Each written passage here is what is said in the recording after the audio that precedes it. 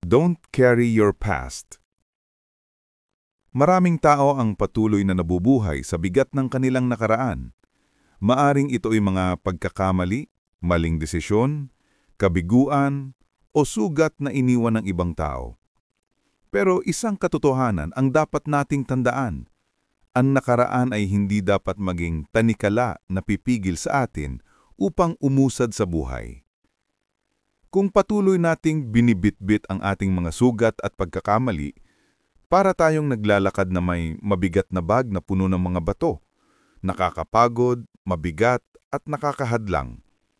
Ngulit kapag natutunan nating bitawan ng mga ito, mas nagiging magaan ang ating hakbang at mas lumilinaw ang ating pananaw sa hinaharap.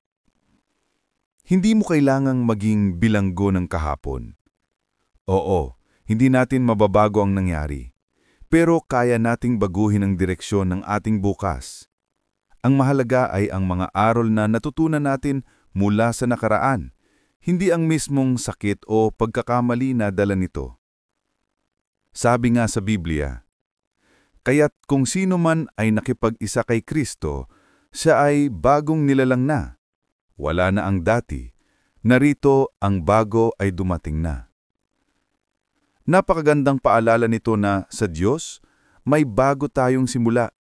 Ang kanyang grasa ay mas malakas kaysa alinmang pagkakamali natin. Ang kanyang kapatawaran ay mas malawak kaysa alinmang pagkukulang natin.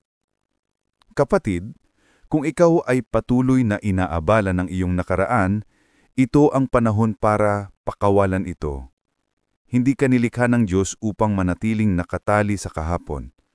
Nilikha ka niya upang lumago, magmahal, at matupad ang kanyang magandang plano para sa iyo. Don't carry your past. Bitawan mo ito. Yakapin ang ngayon. Harapin ang bukas na may pag-asa.